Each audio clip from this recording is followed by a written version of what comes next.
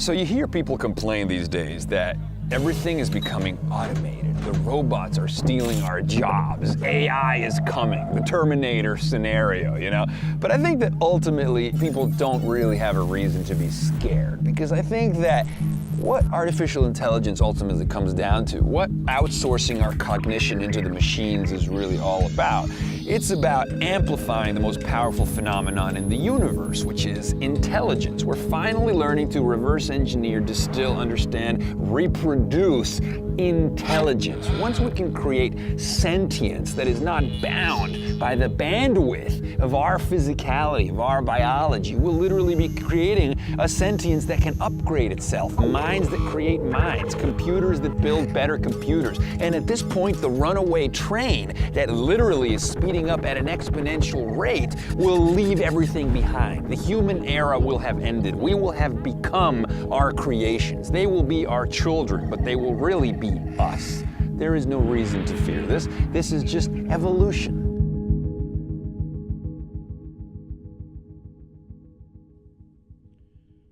For decades, marketeers have been working to get the right message to the right person at the right time.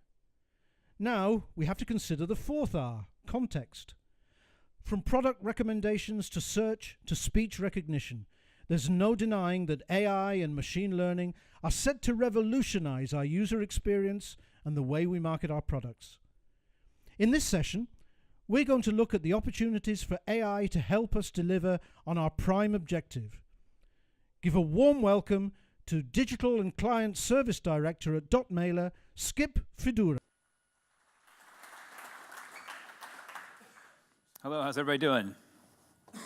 Okay, hear the American accent, okay? How's everybody doing? That's a little better. You want to try it one more time? Hey, how's everybody doing? There you go. See, I'm not the only crazy American here today. So, right, AI is the question, but what is the answer? Well, I'm going to slightly change the title, or reframe the title, because, you know, what is AI? How many of you are marketers? How many of you are, I don't know, data scientists or technologists or people that actually know what AI is, right? Because what happens is when marketers get a hold of a buzzword, we'll use it for everything, right? So I get this question all the time. What is AI? What are you doing about AI? Isn't that just machine learning? And the answer is probably yes, right? It probably is yes, because some marketer has said, this is our new AI platform, ta-da! And you're like, that's not AI. So let's just say something is the answer, but what is the question? I'm going to define what I'm classifying as what I'm talking about. Let's not put a label on it. This is just what I'm talking about today.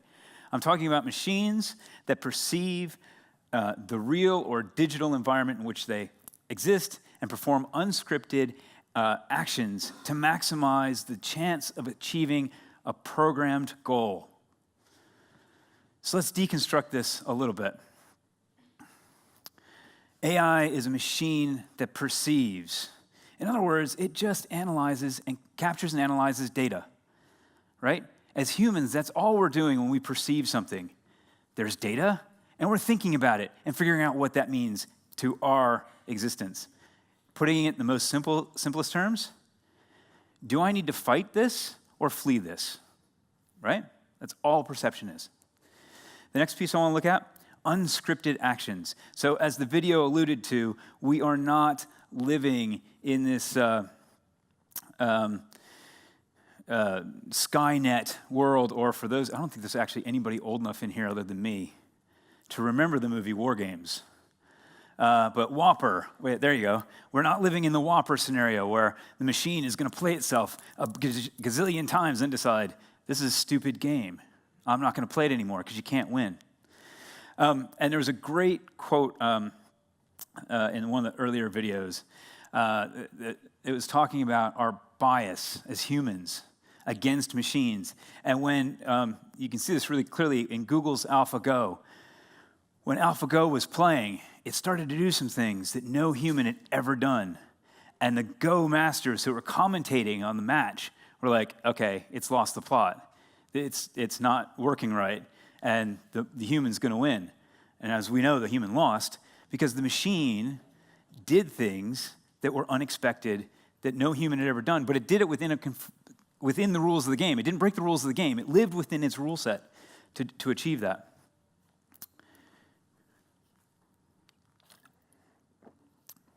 And then the programmed goal. Again, we're not living in Skynet. The machine's not going to become self-aware and decide our goal is rubbish. We have to tell it what the goal is. So let's put this into a marketer's context, because this is great, right? Lots of big words. But what do we want to do as marketers? AI, or what I'm talking about today, is a machine that captures data from our interactions with prospects and customers to deliver content to sell more stuff. All we want to do is sell more stuff. That's our job. And having AI doesn't change that. So the question then becomes, is AI just a shiny new thing? Is this just a way, is this a way for the marketing director or the CMO to have a new plaything, or maybe get some budget away from the chief technology officer? Or is it something that actually is usable, something that as marketers we can adopt and embrace? And I think the answer to that is only if it's useful. If the AI is put in place just to do something clever, but doesn't help us sell more stuff, then it's just a shiny new thing. It's got to be useful. It's got to be foolproof. I was going to try something today, and I chickened out, if I'm honest. So Microsoft has a plugin for PowerPoint that would listen to my voice, and it puts subtitles at the bottom of the screen. And so I thought, this is a great place to test it. I don't speak any Dutch, really.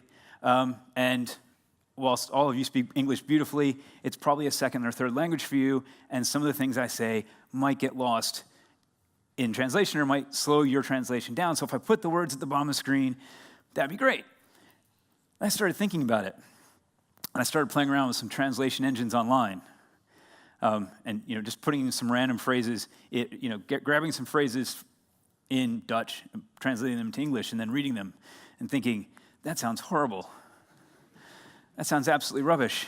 And what I was afraid of is that you all would be reading what I was saying and giggling not because what I was saying is necessarily stupid, although that's a real possibility, but because the translation came out something really, really weird. So I chickened out. I'll try it eventually, but not today. But it just has to be useful. It has to work. Or it's just a shiny new plaything. Now, I don't think it is a shiny new plaything, or this presentation will be over, and I've got some more time to fill. No, I think it's critical because, as we all know, our lives are changing. I heard, again, I don't speak Dutch, and I find listening to presentations in Dutch fascinating when all of a sudden an English phrase comes flying through. I'm like, there must be a Dutch way to say that, but it's brilliant. But I did hear the second speaker use those 4 favorite letters of everybody's, GDPR, right? Times are changing. The environment in which we live is changing. And I don't want to talk about GDPR. I've spent 2 years doing that, and that's rubbish. But why do we have it? Because the consumer perception is changing. What the consumer wants us to do has changed. Back in the day, not too long ago, we dictated the message. We dictated the channel. We dictated the frequency. But now consumers want us talking about what they want to hear when they want to hear it. In other words, it used to be that getting the right message to the right person at the right time was our decision. But that's no longer the case. It's no longer the case that we decide what the right message is, who the right person is, or what the right time is. They do. The consumer does. And actually, my definition wasn't very good either, because now the consumer wants us to be where they want us to be, when they want us to be there, delivering content that they want to hear, and in a format that's convenient to them at that moment. It's no longer good enough to deliver the right message to the right person at the right time, because we have to deliver it in the right context. And that's the challenge. That's the bit that's going to be very, very hard. And we'll talk a little bit more about that in a second. But let's go back to the beginning. Let's go back to right message. Now, full transparency, this is written in English. I can't read it because it was written in the 1400s, 1477 to be precise. But this is the first advertisement ever produced in England. And it was produced by a fellow by the name of William Caxton. And it's for a book. William Caxton was the person that brought the printing press to England, and he was the first bookseller in England. That bit's not important. What's important is that since at least 1477, and for hundreds of years, thousands of years probably before that, we've been writing copy. We've been getting the right message out there. But what I love about this is, I started thinking about it, and I did some research on William Caxton, all the great things he did, and then I started thinking about, did William Caxton actually write this? Or were things then just as they are now? Hey, we've got this new technology, a printing press. Let's get the student to do it. Right? It's like social. We want to have an Instagram presence. Who's going to run that? Get the student to do it. They know about Instagram. They know about WhatsApp. They know about Snapchat. Right? So I often wonder if William actually wrote this or if it was just some intern because they knew about the printing press. What's great about this is they wrote this from gut instinct, right? We've got data. We can optimize. We can make our messages better. We can test. We can do all of these things. Fast forward, at the last general election, I should probably say, I've already mentioned I'm from America. I've got a British passport as well. I'm not sure what's more embarrassing, Trump or Brexit. I voted against both. So let's just put that out there. But this ran during the last election. This is Tinder.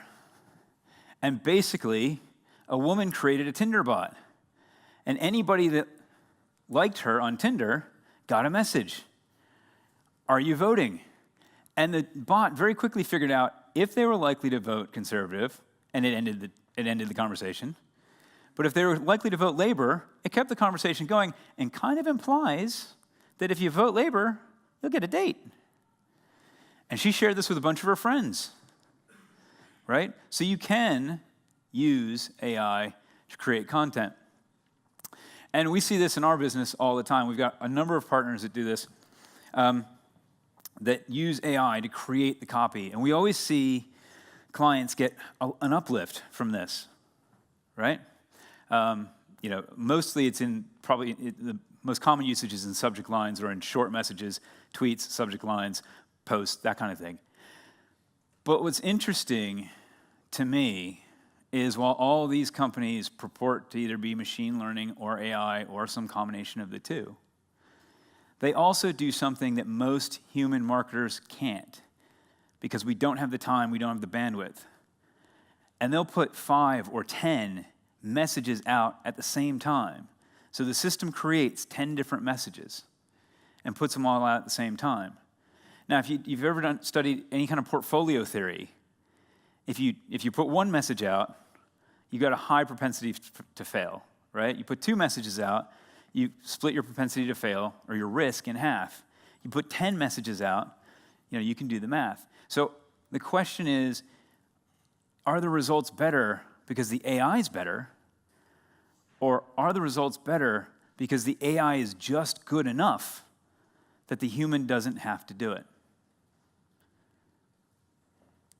I don't have an answer to that question. I'm going to move on now. So the next thing we got to do is we got to get it to the right person.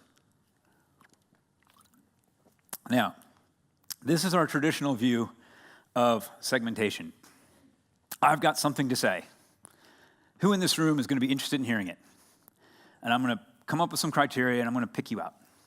And I'm going to make a little group out of you, and I'm going to put you up over here in this corner. And then I'm just going to talk to that corner. And that's the problem with traditional segmentation, is because I'm just talking to that corner. Now, here's the thing. It works. We've been doing segmentation, again, for hundreds of years.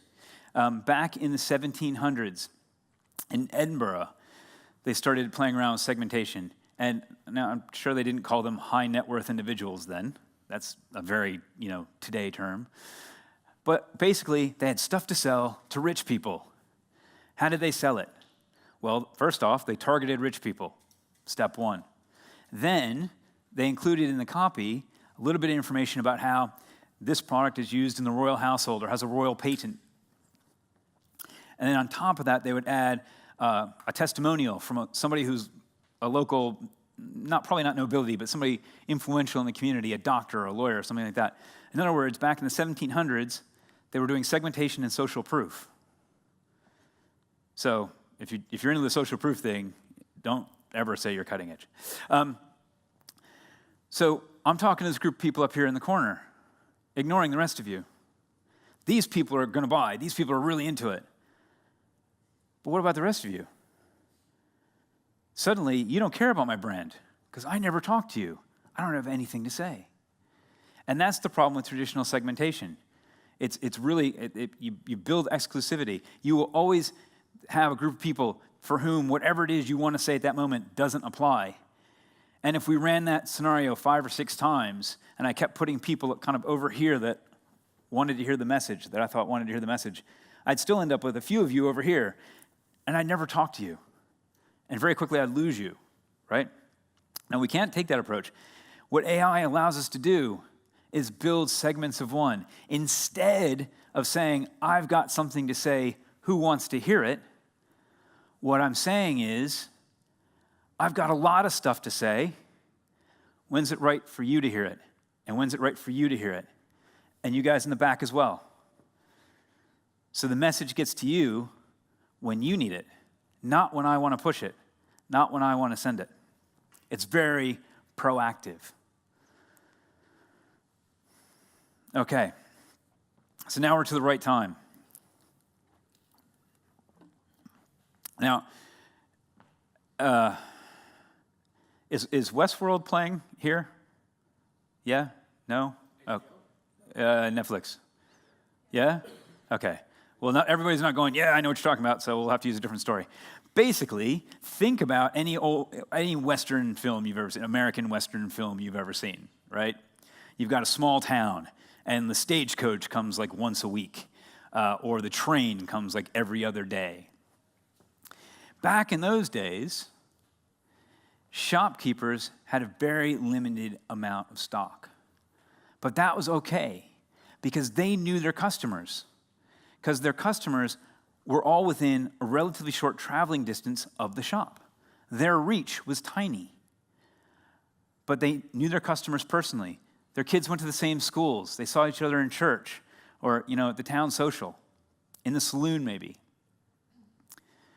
So they always knew what to say. Getting the right message to the right person at the right time was simple because it was just human nature. It was just about having a conversation. But the challenge that we face is that we can't market to only 150 people. We've got to market to 10,000, 100,000, 1 million people. And we've got to do this at some sort of scale. And the way we do this at scale is through marketing automation.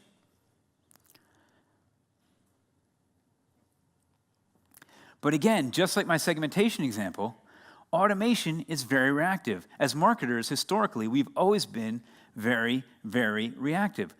What kicks off every marketing automation program you've ever heard of? An event. Some sort of event.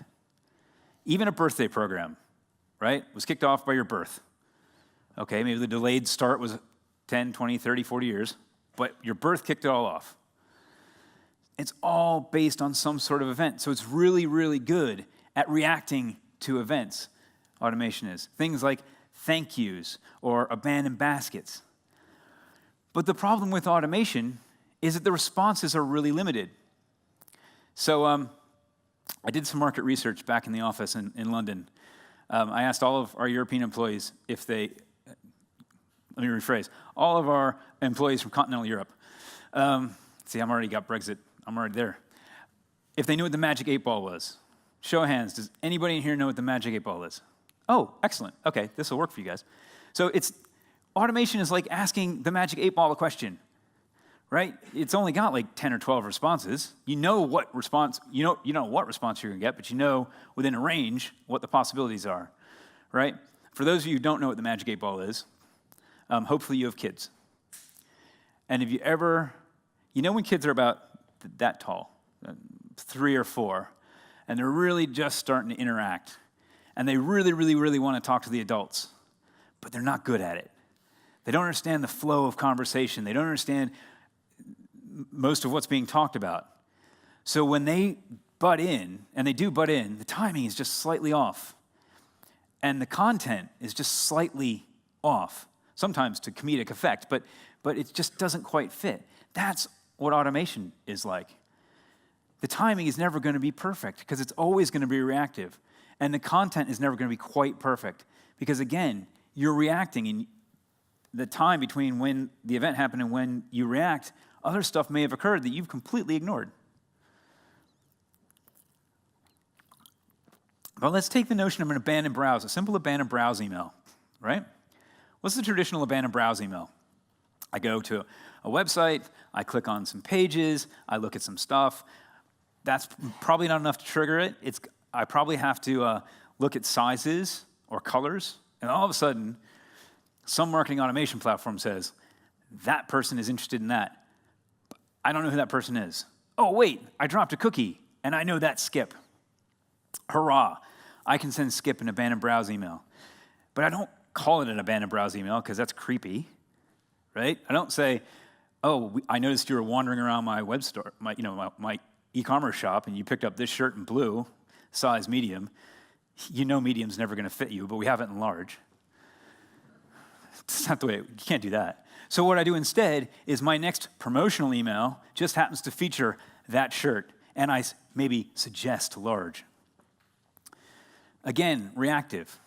But let's take that concept and flip it on its head for a second. I'm wandering around your shop. Thousands, if not hundreds of thousands, if not millions of people have wandered around your shop. And just like you would do in a physical world, a great shop assistant in a physical world can tell if somebody's just killing time or somebody's kind of interested. And if they're kind of interested, that's when they go in and start selling. And you can do this exact same thing because you've got all this data about people who have come to your shop. And you can tell when they're about to abandon. You can tell when they're about to wander off. And at that moment, proactively, before they leave, you can decide very quickly, do I give them an offer? Do I do something to entice them to stay? And there's all kinds of stuff you can put into that model, right? I know that if you buy, based on what you've looked at so far, if you buy this red blouse, you're likely to spend X amount and buy one other thing. That makes you of a certain value. If you were looking at a different product, maybe not. Based on what you've looked at, I can make an estimation of what your total spend would be. But I've got other data as well, right? I know how many of these red blouses I have. And if I don't have very many, because they're selling like hotcakes, I don't make an offer. I don't give this person an offer. Why give somebody an offer when I can sell the same product for full price? Why leave money on the table, right? And I can make all these decisions in near real time and then decide, yep, I'm going to put a pop-up on this person's page, giving them an offer because they're going to be worth it. And somebody else, I'm not. So that's taking that marketing automation event reaction thing and getting there before the event, before the abandon actually even happens. We're not talking about the next best action, but actually the best next action. So that's right message to the right person at the right time. But as I've kind of alluded to, we've been doing that for years, millennia even. No, the challenge now is the context. Because remember what I said. The consumer wants us to be where they want us to be, talking about what they want us to talk about, and delivering that message in a format that's right for them at that moment. Right context, essentially, is getting the right channel. Now, it's easier, I'm not going to say it's easy, but it's easier if you're using, say, an app and you're an airline. So I flew over here this morning. Both Heathrow Airport and BA knew I was in the airport at a ridiculously early time. The restaurant wasn't even open yet. I was there so early. And then, so this is where it goes wrong.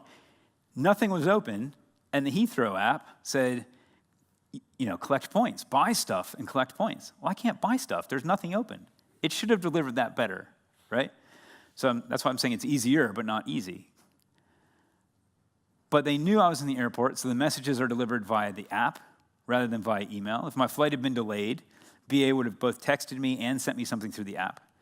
They might have sent me an email as well, but they know full well I'm not going to look at it, right? Because I'm, in theory, running for a plane. So that's a marketing example. But let's think about your personal lives. Well, not your personal lives. That's, again, creepy. Now, let's think about your work lives. How many of you at work use Slack? Okay. What about WhatsApp? SMS? Phone? Email? The list goes on and on and on and on and on, right? And you got to think about what information am I trying to get or deliver right now, and what's the best channel? So I work very closely with our events team, and we put on an event very similar to this. And the coordination of an event like this is, I had no idea until I got stuck into it, and it's mind-boggling, right? So in the months leading up to the event, we're using Slack, we're using WhatsApp, we're using SMS, we're using phone, we're using email. And I've got a question, and I need 3 people to weigh in on the answer, okay? So, email, probably not a good solution. People don't weigh in quick enough. I need this answer before I can move on to the next step of whatever I'm doing. Okay. Slack, maybe, except a lot of the people in our company, at least, don't have Slack on their personal phones, and I know at least one of them is out of the office. So they won't see the Slack message. Okay, WhatsApp. That'll work. I can put together a quick group on WhatsApp, send something out, or maybe we already have a group, send something out, and say, this is really only for these 3 people in the group. Guys, what do you think? But now I got to think, okay, that person's out of the office. Are they out of the office because they're at an event, or are they out of the office because they have the day off? And if they had the day off, have they muted the Slack channel or not? And if I really need them to weigh in, do I reach out to them personally on WhatsApp, right? Do I break that barrier of, cross that I'm now going to encroach on your personal time because I really need this answer. I know you've got a day off, right? We've all gotten those messages. Sorry to bother you on your day off, but. Okay, you're not that sorry because, but anyway. There were only 8 of us working on this project. And you had to go through that kind of logic, that kind of decision-making every single time. Now imagine doing that for 100,000 customers and prospects, or 1 million customers and prospects. The only way to do it well and properly is with AI. You're going to need AI to keep track of all the different interactions that you've had with all these different people on all the different possible channels, and it will start to learn what's the best channel for this person at this time, based on our experience, which is just what we do as a human, too, right?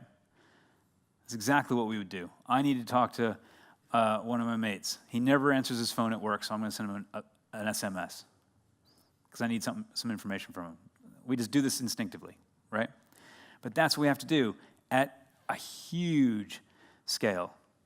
So another thing we have to do as marketers is we have to stop asking why. Marketers love to ask why. Why do they only open on the app at 2:30 on a Tuesday? Who cares? They do. Just go with the fact they do. Which leads us to what's stopping us from doing this?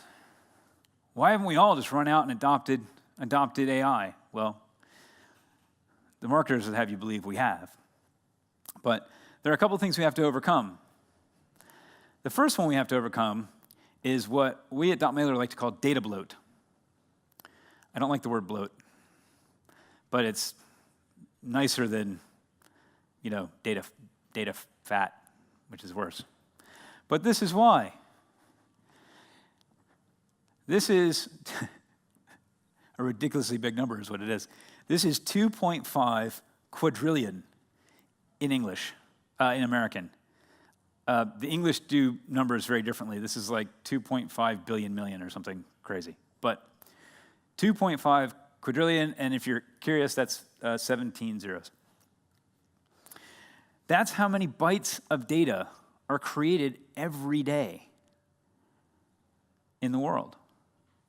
So if you're, whenever you hear that stat, 90% of all the world's data was created in the last 2 years, that's crap.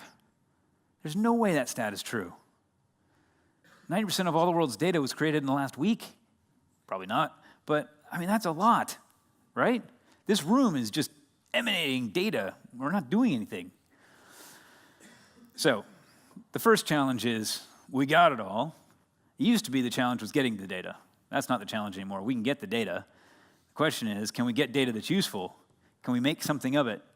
My cousin worked for the European Space Agency, and at the time, he was working on this cutting-edge thing. They were putting a satellite in space, and the satellite sent a terabyte of data back to Earth every second. It was a huge amount of data for its time. And he wrote the querying language that would allow a scientist to grab the right data out as it went by. And he described it to me like this. Imagine that you have to get a gallon of water out of the Thames. Any gallon of water, that's easy. But you have to get a specific gallon of water out of the Thames as it flows by. That's the kind of challenge that we're facing. So we've got to come up with better ways to manage all the data we have. The second thing we have to do, we have to learn to be proactive. We have to learn to be prepared.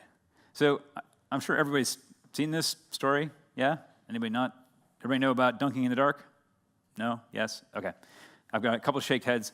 Quickly, I mentioned I come from America, but I also have lived in the UK for 18 years, which gives me a little bit of permission and credibility to comment on the differences between English culture and American culture. And the fundamental difference is this, if you really need to understand the difference between the two. America created a bunch of sports that nobody else plays and then crowns a world champion in those sports. England plays a whole bunch of sports, exported them to the colonies. The colonies all play them better, and England has only won one world championship in football ever. Right? That's the fundamental difference. So this happened during the World Championship of American Rules Football, the Super Bowl, and the Super Bowl used to be the event where everybody launched their big advert for the year. And then we got into social, and people were like, how do we launch a big social thing at the Super Bowl? It doesn't make sense. So they put together all these war rooms, right? So we're going to have a war room so that we can react to whatever's going on in the Super Bowl and make messages that are on brand. And what happened this year was that the lights went out. The power went out at the stadium right in the middle of the game. And it was a domed stadium, so it was indoors and dark. And so Oreo came out with this tweet. You can still dunk in the dark. Now, I would love to believe that they had prepared this. But there's no way they did, right? They had these group of people in their war room, and probably somebody said jokingly, well, that's not a problem. You can still dunk in the dark. Boom, that's it. Get the picture together, tweet it. It went viral, right? But if we really want to adopt AI, we've got to have either thought of that and have it ready to go, or have a system that can figure that out. What do you do with an Oreo cookie? You dunk it. What's going on in the game? Power went out. Power went out equals dark. Write that sentence. Now all I need to do is assemble a picture that fits with that and get it out there. But marketers need to, either we need to be proactive, or maybe I should retitle this slide, marketers need to let go, right? If any of you ever worked for a big business, there's always the brand police, right? Everything has to be on brand, on message all the time. That color orange is just 2 shades the wrong red, right? We've all been there. Marketers have to be able to let go, because you can't adopt AI without it. And then the last thing is we need to be more data literate. So I've been doing a different presentation for the last couple of months, and one of the things I talk about is a really simple ROI problem when it comes to abandoned basket. And so I start out by saying, who here is good at math? So we'll do it here. Who here is good at math? Okay, actually, was that yes in the back there, or halfway? No, in the black jacket. Oh, that was a no. I was just stretching. Okay, so this is a pretty unrepresentative crowd, because you are 300% more adept at math than about 2,500 audience members across the UK. I talked to about 2,500 people doing that presentation over the course of about 6 weeks. One person, one woman, about halfway back in a big room like this, put up her hand when I said, who's good at math? And the thing is, all I wanted him to answer was this question: how many baskets do you abandon? Multiply that by £1.50, and that's the kind of revenue you could be looking at from an abandoned basket program. That's not complicated math. But if we're going to start thinking about AI, we have got to become much more data literate as an industry. So I want to wrap up with, because that's all kind of depressing, 3 things that are standing in our way. So I want to end on a high note, and I want to inspire you. I want to tell you an inspiring story. How many of you have heard of RunP? That may not be an app here. Okay, so RunP is an app that basically tells you what part of the movie you're watching is crap and when you can go to the toilet, right? It vibrates in your pocket, or if you've got an Apple Watch, it vibrates on your wrist, and it's like, right, now you can go. And it'll tell you how long you have. It'll be like, for the next 4 minutes, they just prattle on about something totally inconsequential, there's no plot twists, and there's no action, go now. Okay. And that's great. It's horrible if you do product placement, you happen to place your product in that part. But that part, that's a different conversation. But it's still not terribly smart, right? Because somebody has to watch the movie and figure out when the pee breaks should be. And if everybody in this room, for example, was using it, I mean, we saw the queues and the toilets at lunch, right? So if everybody in this room was using it, you got a real problem. But imagine if you could put some AI into RunP, right? So RunP knows where I am before I go to the movie. And either based on how many transactions I make, or how long I'm in I'm in a bar, how long I'm in the bar, how many transactions I make, or maybe it's even connected to my Apple Watch. And so it knows how many sips I'm taking, and it calculates how much beer I've had. And then because it knows me, right, it knows 1 pint, he can make it this long before he has to go. 2 pints, it's a lot shorter, right? Okay, so now it's not only going to tell me when the part of the movie is rubbish that I can go pee, but it's going to pick the best one for me. And then they take it a step further, because they know the theater that I'm in, and they know the toilet capacity of the theater. So now it's calculating the best time for everybody in this room to go, but also keeping in mind the toilet capacity so we don't ever end up with a queue, so we don't miss too much of the movie. So it's now making decisions. And if you're on the right side of this decision, it's great, right? Actually, you should go now, because there's no way you're making it to the next break, sir, and there's not going to be a queue. But if you're on the cusp, right, you're the one of those people, yeah, you probably can make it to the next break. Of course, by the next break, you're like, geez, we're very good. But imagine a world where, like, you don't even have to think about this stuff. It just happens. Your watch just tells you, hey, guess what? You need to go to the bathroom. I do need to go to the bathroom. And you go to the bathroom. It's got to be useful. It can't just be the shiny new thing. So, AI doesn't change what we have to do. It doesn't change that we have to get the right message to the right person at the right time and in the right context. All it does is give us the opportunity to do it much better. Any questions?